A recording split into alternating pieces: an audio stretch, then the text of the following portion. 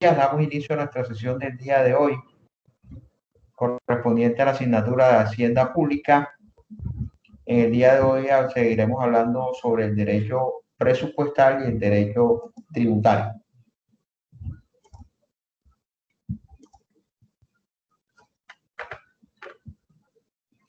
Vamos a hablar hoy concretamente del derecho tributario, hablaremos del concepto de derecho tributario, hablaremos del derecho tributario sustantivo, del derecho tributario procedimental, hablaremos de los principios del derecho tributario y si nos da tiempo, hablaremos acerca de los elementos estructurales del tributo para luego hablar de la clasificación de los tributos.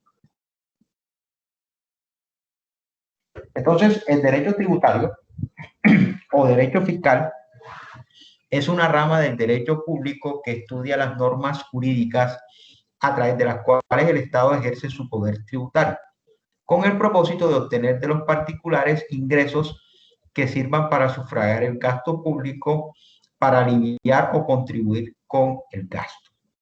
En este orden de ideas, tenemos que señalar que, tal como hemos mencionado o como se ha dejado claro, el derecho tributario es una rama del derecho público y que tiene que ver o hace referencia a las normas jurídicas a través de las cuales el Estado ejerce su poder tributario. Según lo consagrado en la Constitución política, es deber de todo ciudadano contribuir con el gasto público a través del pago de tributos. Eso es un deber constitucional que tiene todo ciudadano. Contribuir con el gasto público. La manera en que los ciudadanos pueden contribuir con el gasto público es a través del pago de sus tributos.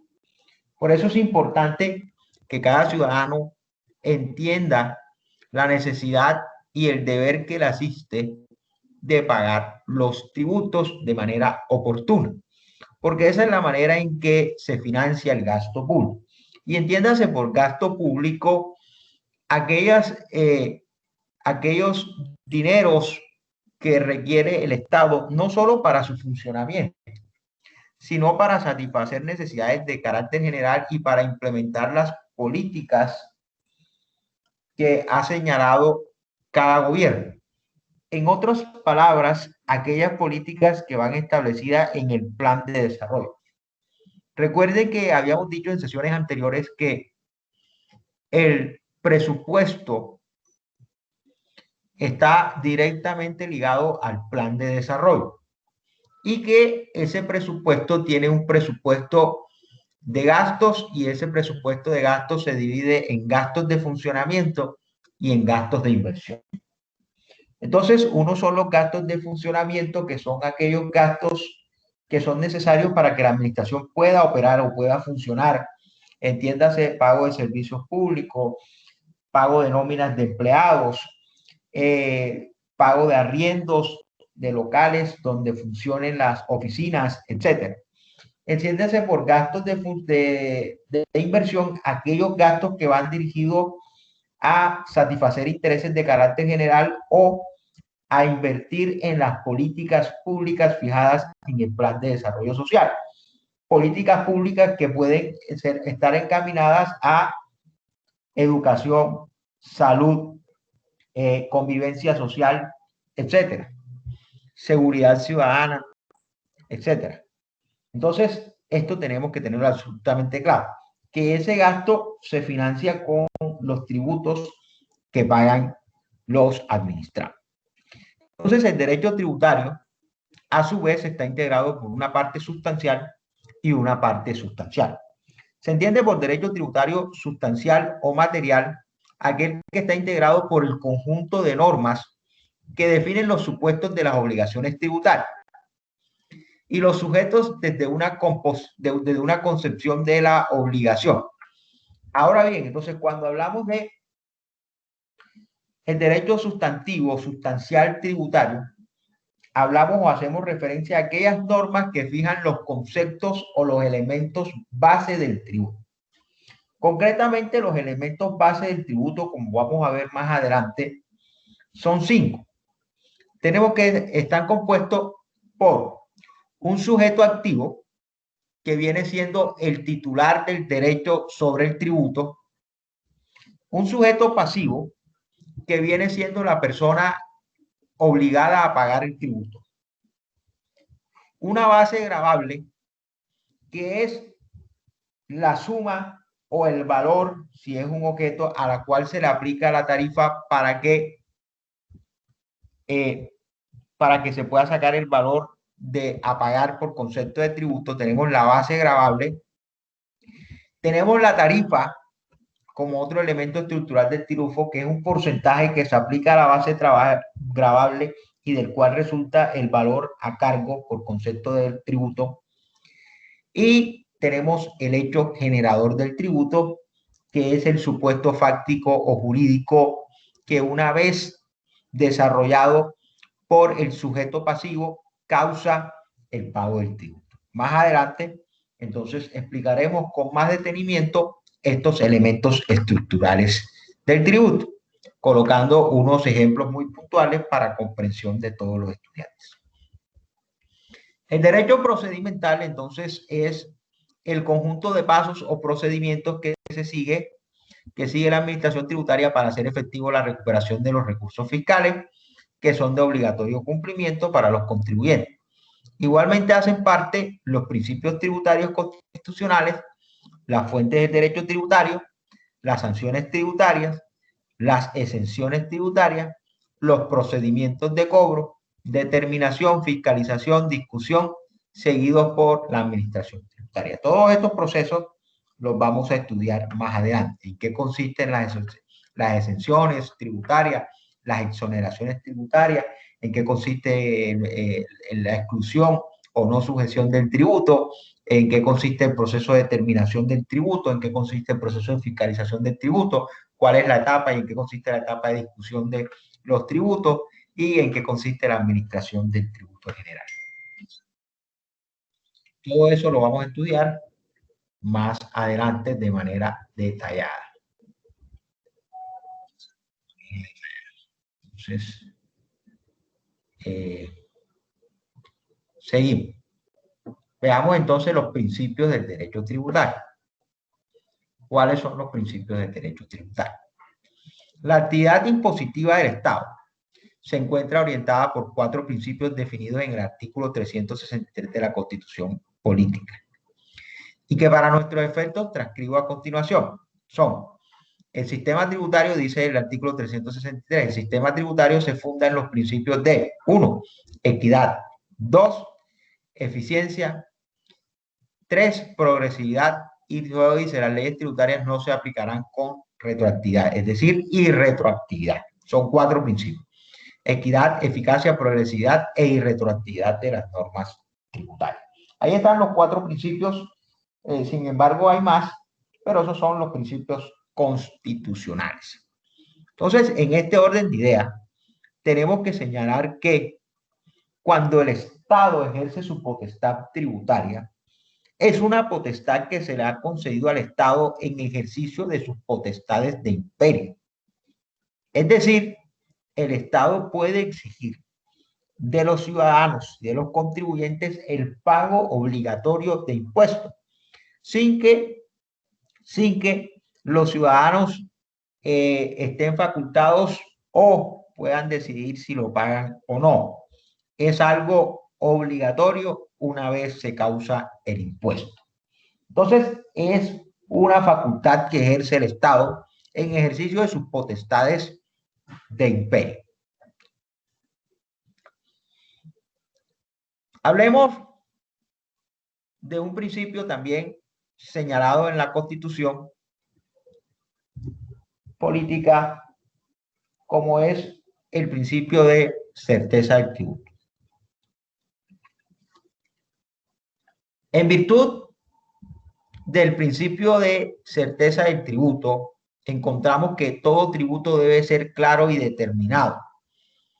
Ojo, claro y determinado, para que el contribuyente conozca exactamente la cantidad y modo de su obligación tributaria y no exista ambigüedad por parte del contribuyente.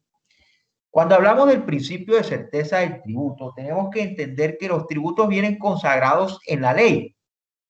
Entonces, la ley que consagra un tributo debe ser muy clara y debe ser muy expresa, en el sentido que tiene que señalar con claridad cuáles son los elementos estructurales del tributo. En otras palabras, debe ser clara en precisar quién va a ser el sujeto activo del tributo, si se trata de un tributo del orden nacional o si se trata de un tributo del orden departamental o si se trata de un tributo del orden municipal y o distrital. Entonces, ¿quién va a ser el sujeto activo? Si es un tributo nacional, el sujeto activo debe ser la nación. Si es un tributo territorial, los sujetos activos son los entes territoriales, entiéndase, departamentos o municipios y o distritos. Entonces, primero fijar de manera clara quién va a ser el sujeto activo, para saber quién ostenta las competencias de administración, fiscalización, discusión del tributo. Por otro lado, también se tiene que precisar de manera clara en la norma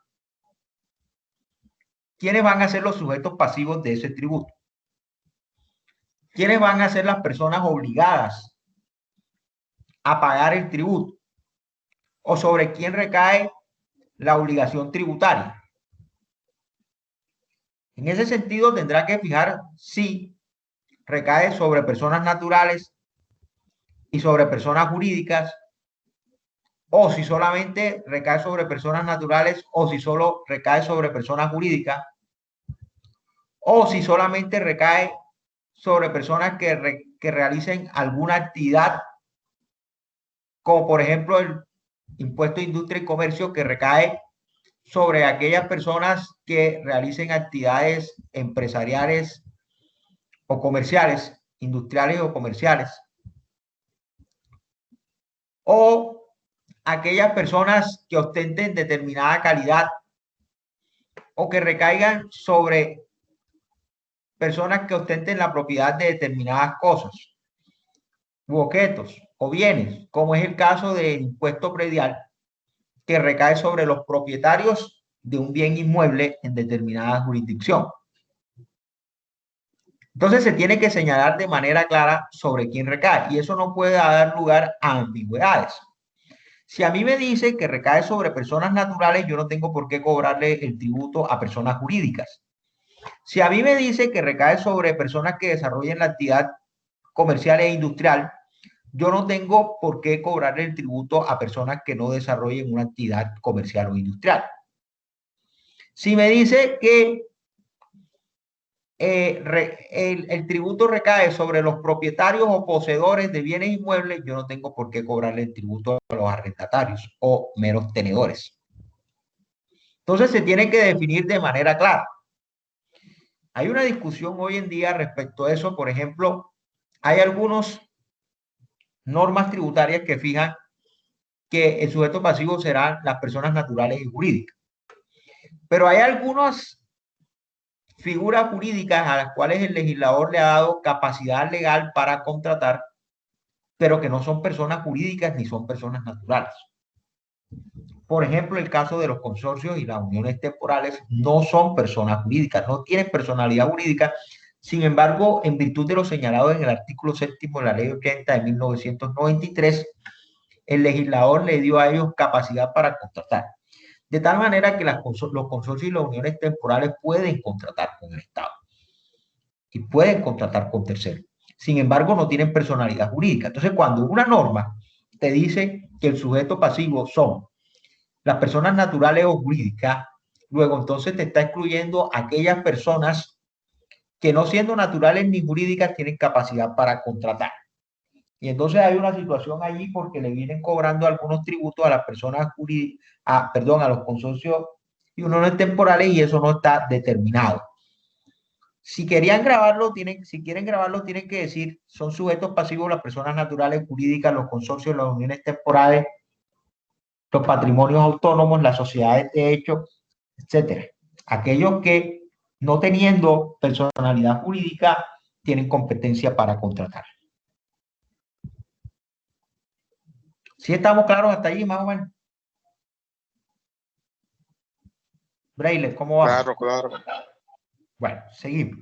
Entonces también se tiene que definir de manera clara cuál va a ser la base gravable o la base impositiva sobre la cual va a recaer la tarifa. Por ejemplo, así, en materia de derecho, en materia de impuesto predial, la base gravable es el valor catastral del bien inmueble. Entonces, ¿cuál es el valor catastral? Un bien inmueble ubicado en la ciudad de Cartagena, supongamos que el avalúo catastral es 200 millones de pesos. Esa es la base gravable. Sobre ese valor se va a aplicar la tarifa. Entonces, la tarifa va a ser dependiendo del estrato. Si es de estrato 1 al 2, tendrán una tarifa del 1.5%. Si es de estrato, por decir algo, de estrato 3 al 5, tendrán una tarifa de 3 al 4, una tarifa del 2.5%, y del 5 en adelante tendrán una tarifa de 3%, por poner un ejemplo. Entonces, usted ubica el bien inmueble, ubica en qué estrato está y le aplica la tarifa. Entonces, si está en estrato 1 y 2, usted le aplica a esa base gravable, que es 200 millones de pesos, el 1.5%, es decir, 200 millones por 1.5%, y eso le da el valor a pagar por concepto de impuesto, de impuesto predial. ¿Estamos claros? Eso tiene que estar claramente fijado, tanto la base gravable Sí, sí, como la sí, tarifa. claro. También debe estar claramente y precisada en la norma. O sea, eh, por estrato. ah, O sea, por estrato. sí, sí, eso es un supuesto. También debe estar Ah, claramente consignado en la norma cuál es el hecho generador del tributo. Entiéndase por hecho generador el supuesto fáctico o el supuesto de hecho contenido en la norma que origina la obligación jurídico-tributaria entre el contribuyente y el administrado. En otras palabras, lo que causa el pago del tributo. Entonces, si hablamos de impuesto predial, se dice que el hecho generador es ser propietario de un bien inmueble o poseedor de un bien inmueble en determinada jurisdicción. Si hablamos de impuesto vehicular, lo que genera el pago del impuesto vehicular es el hecho de ser propietario o poseedor de un vehículo. Si hablamos de el impuesto al valor agregado, que es el IVA, lo que genera el pago es la adquisición de productos que estén grabados con ese impuesto. Ese es el hecho generador. Inmediatamente usted adquiere esos productos, se causa obligación de pago.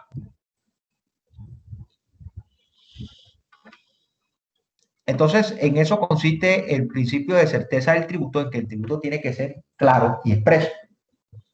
Si a mí el tributo me dice que son sujetos pasivos, por ejemplo, los transportadores, yo no tengo por qué incluir allí a otra persona que no sea transportador. No tengo por qué incluir ahí a los agentes o corredores de bolsa, a los corredores de seguros, no tengo por qué incluir a los abogados, no tengo por qué incluir a los médicos, porque la norma solamente hizo referencia respecto de unas personas determinadas o sobre unos objetos determinados. Entonces, si están grabados con el IVA, los productos lácteos, por decir algo, yo no tengo por qué incluir allí productos que la norma no me ha señalado como grabados con IVA. Entonces, la norma tiene que estar clara y tiene que ser precisa en virtud del principio de certeza del tributo. Cuando la norma no es precisa, no es clara, se viola el principio de certeza del tributo. La Corte Constitucional, mediante sentencia C-569, ha dicho lo siguiente. De 2000, el principio de certeza tiene la finalidad de garantizar que todos los elementos del vínculo impositivo, ya lo hemos dicho cuáles son los elementos, repito, sujeto activo, sujeto pasivo, hecho generador, tarifa y base gravable. Todos los elementos del vínculo impositivo entre los administrados y el Estado estén consagrados inequívocamente en la ley. Bien porque las normas que crean el tributo lo expresen con claridad, o porque en el evento en que una disposición remite a otra para su integración. Ahí está claro. En la 488-2000, sentencia de la Corte Constitucional se dijo, este principio juega un papel de trascendental importancia para efectos de aplicación y cumplimiento de las disposiciones que consagran obligaciones fiscales. Si la norma creadora del tributo no establece con suficiente claridad y precisión los elementos esenciales del mismo, no solo genera inseguridad jurídica, sino que fomenta la evasión. Por otra parte, la sentencia también proferida por la Corte Constitucional C-594 de 2010 dice: el principio de certeza del tributo se vulnera no solamente con la omisión en la determinación de los elementos esenciales del tributo, sino también cuando en su definición se acude a expresiones ambiguas o confusas. Toda persona está obligada a pagar tributos, los tributos que la ley le imponga, y debe expresar quién lo debe hacer y por qué. Entonces, cuando se dice que la norma debe ser expresa, no puede darse a expresiones ambiguas. No puede darse a expresiones ambiguas. No puede decir, por ejemplo, toda persona. Sí, pero toda persona, ¿qué? ¿Personas naturales o personas jurídicas? Tiene que señalar, si quiere obligar a ambas, tiene que decir personas naturales, personas jurídicas, de manera expresa. No puede decir toda persona. Es una expresión ambigua. Sí, pero toda persona, ¿qué? Personas naturales o personas jurídicas. Tiene que señalar expresamente personas naturales y personas jurídicas. Pasemos a otro principio, que es el principio de equidad del tributo. En virtud del principio de equidad del tributo, todas las personas que incurran en el hecho generador previsto en la norma tributaria deben someterse a las consecuencias económicas que se deriven del mismo. No puede haber tributos individualizados, sino que por el contrario, estos son de aplicabilidad general a todos los contribuyentes. La equidad tributaria es un criterio con base en el cual se ponderará la distribución de las cargas y de los beneficios o la imposición del gravamen entre los contribuyentes para evitar que haya cargas excesivas o beneficios exagerados. Una carga es excesiva o un beneficio es exagerado cuando no consulta la capacidad económica de los sujetos pasivos en razón a la naturaleza y a los fines del impuesto en cuestión. Entonces, la equidad del tributo tiene que ver con la capacidad económica de los contribuyentes. En ese orden de ideas, tenemos que señalar que equidad es dar a cada cual lo que le corresponde o obrar respecto de cada cual conforme a su capacidad. Entonces, los tributos tienen que ser equitativos. Por eso volvemos al ejemplo de la tarifa en tratándose de impuesto predial. En el ejemplo que puse anteriormente veíamos cómo los estratos 1 y 2 tenían una tarifa más baja. Y ello obedece a un principio de equidad del tributo, porque los estratos 1 y 2 perciben menos ingresos, por lo tanto tienen menos capacidad económica. Luego, entonces, su tarifa es más baja. Los estratos 3 y 4 tienen una tarifa un poco más alta porque tienen más capacidad económica. Y finalmente los estratos 5 y 6 tienen la tarifa más alta porque tienen mayores ingresos y mayor capacidad económica. En ese orden de ideas, entonces, es claro que el principio de equidad debe consultar la capacidad económica de los contribuyentes. No todos los contribuyentes pagan lo mismo porque sería un tributo inequitativo. No es posible y no es equitativo que la misma tarifa que aplica para el estrato 6 aplique para el estrato 1, porque no consulta la capacidad económica de los contribuyentes. Ahí se estaría violando entonces el principio de equidad tributaria. El cobro de los impuestos debe ser fiel a la idea de brindar tratamiento igual a los iguales y desigual a los desiguales, de manera que el pago de los tributos por parte de los ciudadanos a la administración consulte las circunstancias que rodean cada caso y se traduzca en la aplicación equitativa de las cargas que configura la ley. Ya habíamos dicho en clases anteriores que el principio de igualdad se predica entre los iguales. Y la Corte y el Consejo de Estado han desarrollado la tesis de la discriminación positiva y la discriminación positiva en materia de derecho de igualdad. Entonces, como la igualdad se predica entre los iguales, no es lo mismo o no es igual el estrato 6 al estrato 1. En ese caso, cuando al estrato 6 se le cobra una tarifa del 3.5 y al estrato 1 se le cobra una tarifa del 1.5 por el concepto del mismo impuesto, allí no se puede alegar que hay desigualdad, en el sentido que no pueden los del estrato 6 decir, pero ¿por qué a ellos le cobran el 1.5 y a nosotros el 3.5? Porque es que no son iguales, su capacidad económica y su capacidad financiera no es igual a las del estrato 1. Luego, entonces, ahí hay una discriminación positiva. Positiva. Hay discriminación negativa cuando la ley discrimina a ciudadanos siendo iguales. Por ejemplo, si la ley dijera, los señores del estrato 1 que residan en el territorio urbano de Cartagena pagarán una tarifa del 1.5.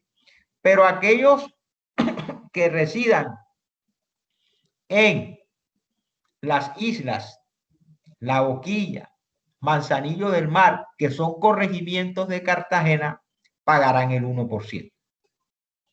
Ahí hay un tratamiento desigual, porque todos hacen parte del distrito de Cartagena y todos son estrato 1.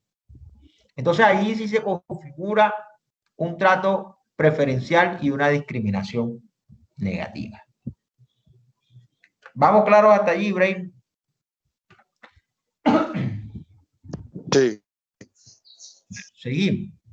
La misma Corte Constitucional, mediante sentencia 683 de 1998, dice, toda exoneración o beneficio fiscal, en cuanto abarca solo a un grupo de contribuyentes actuales o potenciales, en cierta medida afecta el principio de igualdad, el cual representa el más importante límite del poder tributario estatal. Sin embargo, la afectación de la igualdad traspasa el umbral de la normalidad cuando dicha exoneración o beneficio se niega a un contribuyente que se encuentra en la misma situación formal que la de los destinatarios de la norma favorable. Aquí puede aludirse un indicio de trato discriminatorio. ¿Qué son las exoneraciones tributarias? A veces la norma nos habla de exoneración, a veces nos habla de exención tributaria. Es lo mismo, son sinónimos. Exoneración y exención tributaria jurídicamente es lo mismo. No hay diferencia entre una y otra. La exoneración o exención tributaria es un beneficio tributario que en virtud de una ley, el legislador le otorga ese beneficio a un número determinado de contribuyentes o a un grupo de contribuyentes. Beneficio que en ningún caso, según la ley 14 del 83, podrá exceder de 10 años. Es decir, las exoneraciones o exenciones no son perennes, ni tampoco son eternas, perennes o eternas. Tienen un límite determinado, solamente pueden ser concedidas por un término máximo o plazo máximo de 10 años. Ese es el plazo máximo. La administración tributaria, a través del consejo o del órgano corporativo, llámese congreso, llámese consejo de asamblea, puede definir otro término que puede ser menor al de 10, pero nunca superior al de 10, porque 10 es el máximo. Entonces, en ese orden de idea podrá poner una exoneración por 1, por 2, por 3, por 4, por 5, por 6, por 7, 8 años o 9 o hasta 10, lo que ellos determinen poner en la norma. Entonces, la exoneración es un beneficio. Por ejemplo, en el distrito de Cartagena, vamos a ver algunos ejemplos de exoneraciones más adelante, cuando estudiemos concretamente las excepciones y la no sujeción al tributo y la exclusión tributaria. Vamos a ver que las exoneraciones, por ejemplo, en el distrito de Cartagena, en concepto de impuesto predial, hay una exoneración para aquellas construcciones que sean declaradas monumentos nacionales, consistente en que por el término de 5 años no pagarán el impuesto predial. Entonces, eso es un beneficio tributario.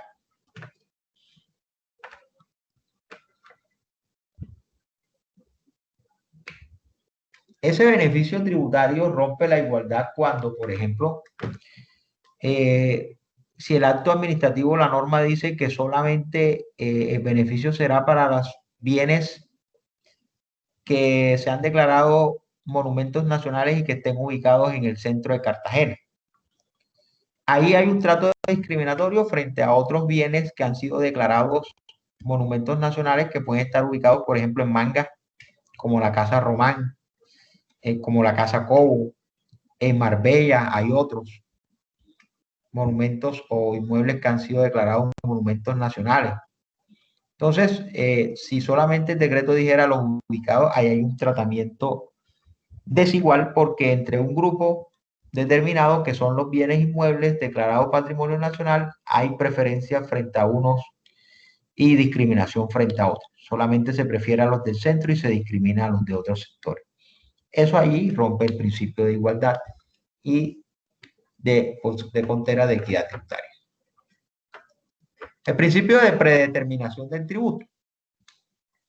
Este principio de predeterminación del tributo es regido porque exige que los cuerpos colegiados, principio es rígido porque exige a los cuerpos colegiados la determinación de los elementos del tributo sin que esa facultad pueda atribuirse a una entidad administrativa. Esto es muy importante, sin que esa facultad pueda atribuirse a una entidad administrativa. Pero de otra parte, los postulados de descentralización y autonomía lo hacen flexible, pues no solamente la ley, sino también las ordenanzas y los acuerdos son los encargados de fijar dichos elementos. La predeterminación de los tributos entrega una seguridad jurídica y evita los abusos impositivos de los gobernantes, puesto que el acto jurídico que impone la contribución, impuesto y tasa debe establecer previamente y con base a una discusión democrática ley sus elementos esenciales para ser validado en plano local. El principio de predeterminación del tributo quiere decir que no se puede cobrar ningún tributo que no esté fijado en la ley. Para que una entidad o una autoridad pueda exigir el pago de un tributo, ese tributo tiene que haber sido creado mediante una ley. El único órgano en Colombia facultado para crear tributos se llama el Congreso de la República. Y el Congreso lo hace en su facultad de representación. Y el Congreso lo hace porque en el Congreso concurre la representación de todos los ciudadanos. En el Congreso están los representantes de todos los departamentos de Colombia. Hay representantes por Bolívar, por Atlántico, por La Guajira, por el Cesar, por Antioquia, por Valle del Cauca, por Santander, por Cundinamarca, por todos los departamentos. Entonces, ahí está la representación popular. Esos son los representantes del pueblo que fueron elegidos por voto popular. Entonces, el único facultado en Colombia para crear tributo es el Congreso. Los consejos y asambleas no están facultados para crear tributos. Ya lo vamos a ver más adelante cuando estudiemos esas facultades. Ellos lo que pueden hacer es adoptar los tributos que ya han sido creados por el Congreso. Y lo tienen que adoptar conforme a la ley. Así lo señala el artículo 300, numeral 4 y el artículo 312, 311, si mal no recuerdo, numeral 4 de la Constitución Política. Entonces, el único órgano facultado es el Congreso. Ahora, el Congreso cuando crea el tributo tiene que señalar los elementos estructurales del tributo: sujeto pasivo, sujeto activo, base gravable, hecho generador y tarifa. En algunos casos, cuando se trata de impuestos territoriales, lo que hace el Congreso es fijar, a veces hace fijar el sujeto activo, el sujeto pasivo y la base gravable. Y deja que las asambleas y los consejos determinen cuál va a ser la tarifa y cuáles van a ser los hechos generadores de ese tributo. Y para eso pide una ley de autorizaciones facultando o autorizando a las asambleas y a los consejos para que reglamenten los aspectos relacionados con la tarifa y relacionados con el hecho generado. Entonces, esto, predeterminación del tributo, es un principio importante porque da seguridad jurídica. Seguridad jurídica que la creación de los tributos recae en un solo órgano. Imagínense que aquí en Colombia las asambleas pudieran crear y los consejos pudieran crear tributo. Imagínense el consejo de aquí en Bolívar, hay 42 municipios. Cada municipio tiene un consejo. hay 32 departamentos, cada departamento tiene asamblea. Y en total en Colombia hay más de 1000 municipios. Imagínense cada consejo de esos 1000 municipios, de esos más de 1000 municipios, creando impuestos. Esto sería una locura. Por eso no opera así. Además, hay otro principio muy importante que es que Colombia está constituida en forma de república unitaria. Eso quiere decir que en Colombia no solamente hay unidad administrativa, sino también hay unidad legislativa. Entonces no puede hacer que en Cartagena haya un tributo y luego en Barranquilla haya otro, y en Santa Marta haya otro, en Valledupar otro, en Bogotá otro. No, no, no. Los tributos son creados por un solo órgano y debe haber unidad temática en esos tributos. Y luego son adoptados por los entes territoriales de conformidad con la ley. Ahora, esa facultad que la facultad principal que tiene el Congreso para crear tributos, en principio es una facultad indelegable. No se la puede delegar a nadie más, salvo los casos de los estados de excepción, donde declarado el estado de excepción, el Congreso le podrá otorgar temporalmente estas facultades al presidente de la República para que el presidente de la República pueda expedir decretos con fuerza de ley y en virtud de esos decretos pueda crear unos tributos transitorios que guarden relación con la declaratoria de excepción, del estado de excepción. Por otro lado, las facultades que tienen las asambleas y que tienen los consejos tampoco son delegables, no las pueden delegar en los alcaldes ni en los gobernadores. Ellos son los encargados de adoptar los tributos conforme a lo dispuesto en la ley. La sentencia C-155/2003 dice: el principio de predeterminación del tributo está de la mano con el principio de legalidad, según el cual una ley previa y cierta debe señalar los elementos de la obligación fiscal, es decir, el sujeto activo, el sujeto pasivo, el hecho generado, la base gravable y la tarifa.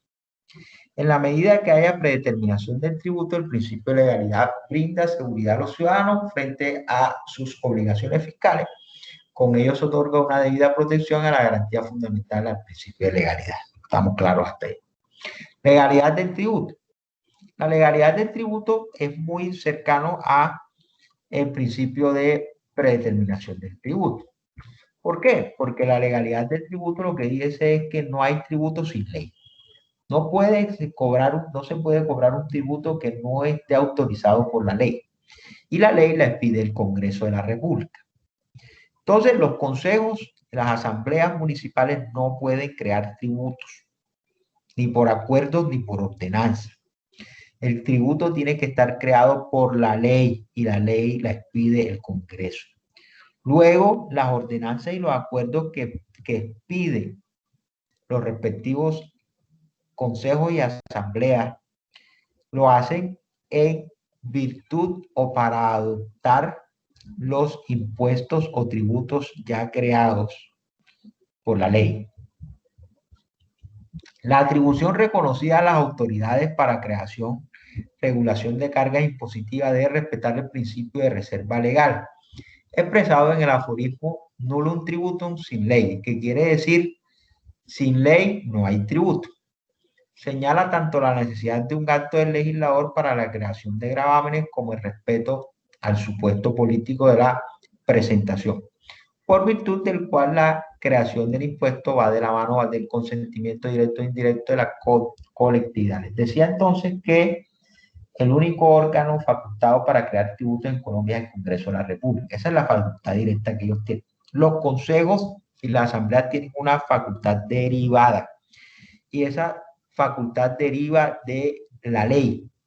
Solamente si la ley ha creado un tributo es que ellos pueden entrar a adoptarlo. Por eso es para implementarlo en el respectivo ente territorial, llámese departamento, municipio o distrito. Entonces, por eso decimos que es una facultad derivada, no es una autoridad directa o principal.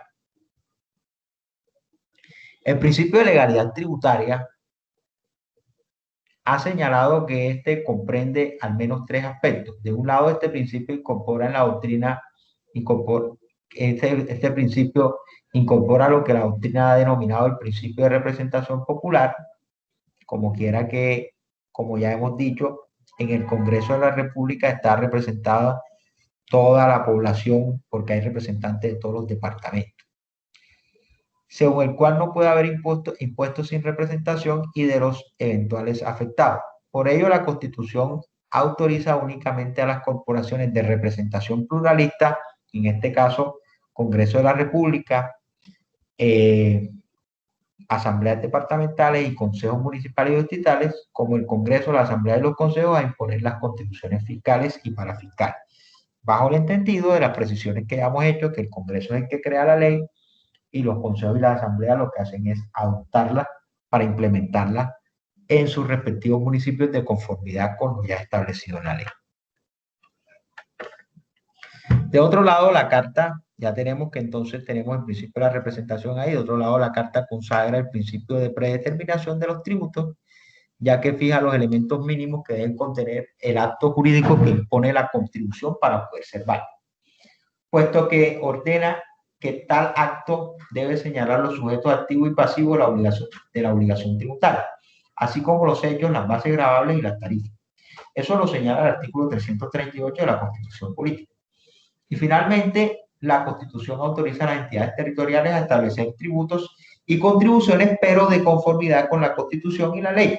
Esto muestra entonces que las entidades territoriales dentro de su autonomía pueden establecer contribuciones, pero siempre y cuando respeten los marcos establecidos por la ley, puesto que Colombia es un país unitario y por ende los departamentos y municipios no gozan de soberanía fiscal.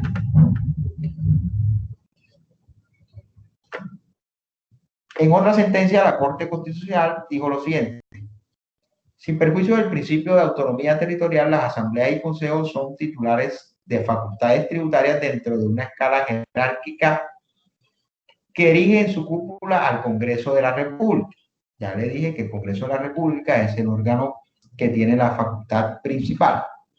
De suerte tal que con fundamento en el artículo 150, 12, 338, 304, 313, 4 de la Carta Política, el Congreso goza de una condición soberana en materia tributaria, con las limitaciones inherentes al respeto de los derechos humanos, de los derechos fundamentales y a lo dispuesto en los artículos 287, 294, 317 y 362 sobre autonomía fiscal, administrativa y territorial, protección de los tributos territoriales, gravamen de la propiedad inmueble e intangibilidad de los bienes e ingresos de las entidades territoriales. Otro principio, el principio de progresividad del tributo.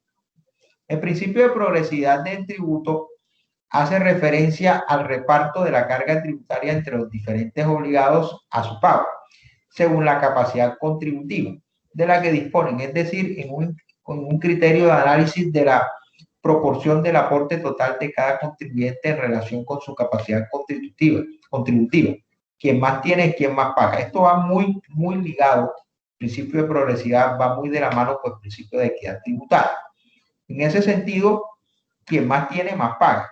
La tarifa será más alta para aquellas personas que tienen un estrato más alto, como ya explicamos anteriormente. Va muy de la mano con el principio de equidad. El principio de progresividad se deduce del principio de equidad vertical, ya lo digo, puesto que aquel permite otorgar un tratamiento diferencial en relación con los contribuyentes de mayor renta, de manera que progresivamente terminan aportando más ingresos al Estado por la mayor tributación a que están obligados.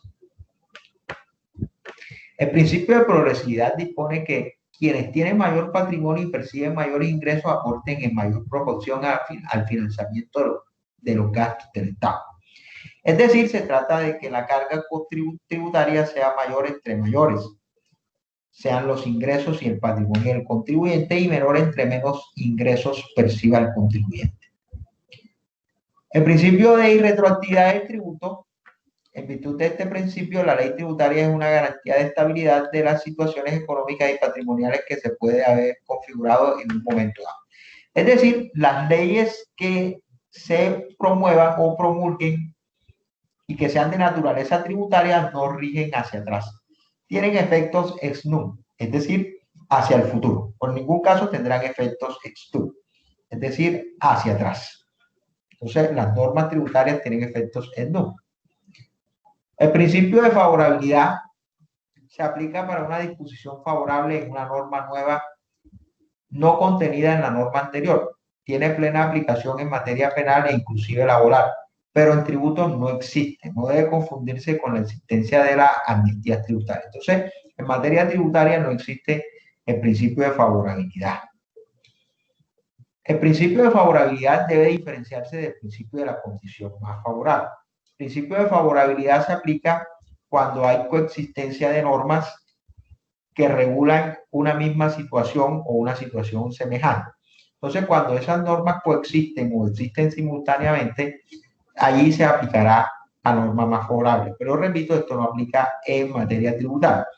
Cuando hablamos del principio de la condición más favorable, hablamos de principio, este principio aplica cuando hay tránsito de normas o de legislación. Es decir, se está pasando de un régimen a otro. En materia de pensiones esto es muy común, por ejemplo, cuando se hizo el paso del régimen pensional antiguo al de la ley 100. Algunos quedaron en un régimen de transición. Entonces, en esos casos, cuando hay paso de un régimen a otro, que hay un tiempo de transición tributaria, se aplicará el principio de la condición más favorable. Es decir, se aplicará el régimen que sea más favorable y que en ese momento ambos puedan aplicarle porque hay una transición, se aplicará el régimen más favorable en principio, en virtud del principio de la condición más favorable.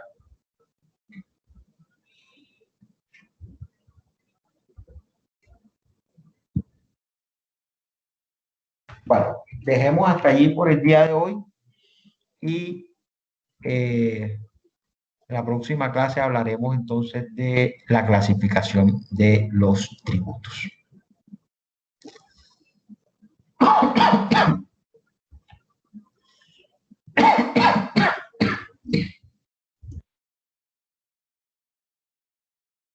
Profe, Sí, te escucho, Brey, te escucho. investigamos o qué sobre la clasificación de los tributos. Sí, sí, pueden investigar, claro que sí, sería bueno que investigara sobre la clasificación de los tributos. Ah, bueno, listo. Bueno, Breiler, que tengas un feliz día del amor y amistad y que tengas un excelente fin de semana. Bendiciones. Bueno, igualmente, profe, gracias. Gracias.